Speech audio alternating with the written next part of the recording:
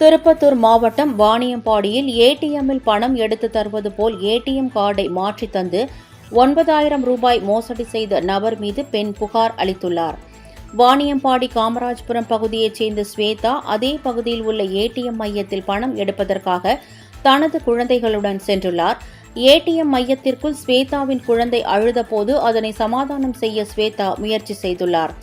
அப்போது அங்கு வந்த நபர் ஒருவர் ஸ்வேதாவிற்கு உதவுவது போல் நடித்து ஸ்வேதாவின் ஏடிஎம் கார்டை பெற்றுக்கொண்டு பணம் எடுப்பது போல் நடித்து வேறொரு கார்டினை ஸ்வேதாவிடம் கொடுத்துவிட்டு சென்றுள்ளார்.